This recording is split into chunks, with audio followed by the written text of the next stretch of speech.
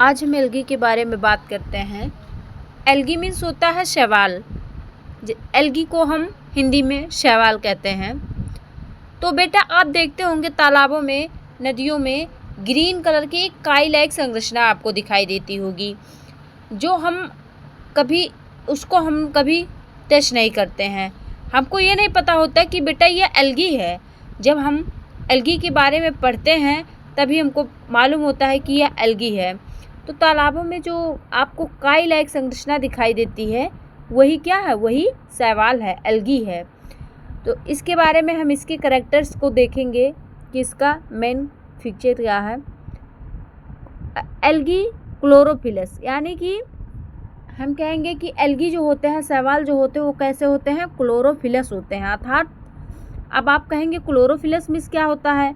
तो chlorophyllous means होता है बेटा ग्रीन, यानी कि प्रकाश संश्लेषण करना, क्लोरोफिल करना। यानी कि क्या होते हैं? एल्गी जो होते हैं वो प्रकाश संश्लेषण करते हैं। और दूसरा है autotrophic.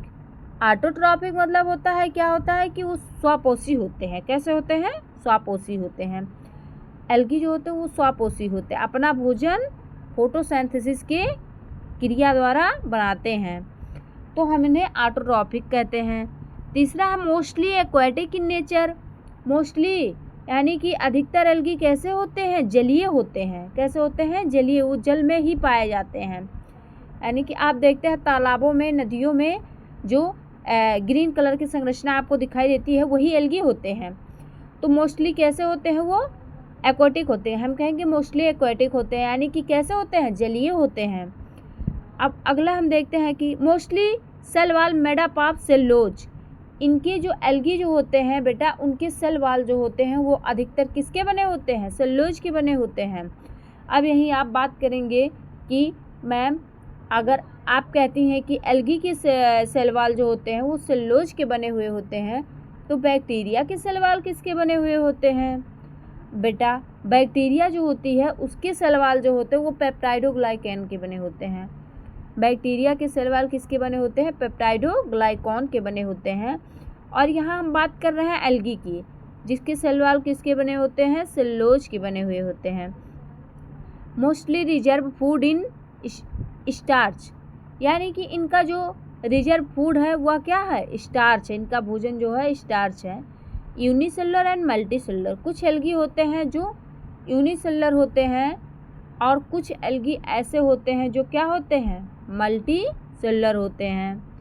Non vascular xylem phloem absent, इनमें क्या होता है? नो वैस्कुलर, यानी कि नॉन वैस्कुलर, इसमें वैस्कुलर सिस्टम नहीं होता है। और जब वैस्कुलर सिस्टम नहीं होगा बेटा तो जाइलम और फ्लोएम एब्सेंट होंगे, वो भी नहीं पाए जाएंगे। आप बात करते हैं एल्गी और ब्रायोफाइटा की। आप ब्रायोफाइटा को इसके पहले पढ़े होंगे, उसमें आप देखे होंगे कि उस ब्रायोफाइटा में वैस्कुलर सिस्टम एब्सेंट होता है। और यहाँ एल्गी की बात हो रही है तो एल्गी में भी वैस्कुलर सिस्टम एब्सेंट है।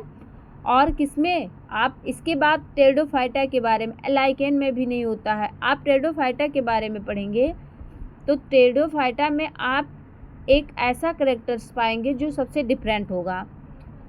सबसे डिफरेंट ये होगा कि जो टेरिडोफाइटा है उसमें जो सेल वॉल होते हैं, सेल वॉल नहीं, यानी कि वैस्कुलर सिस्टम जो होते हैं वो कैसे होते हैं? Vascular system is the present.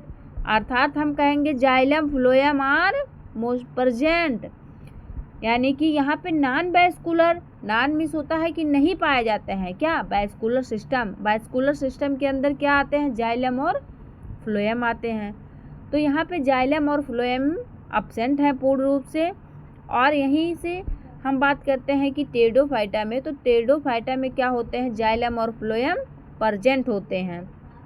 इसके बाद आप पढ़ेंगे reproduce by vegetative, asexual, sexual method, यानी कि इनमें रिप्रोडक्शन वेजिटेटिव होता है, एसेक्सुअल होता है और सेक्सुअल होता है, तीनों प्रकार से होता है।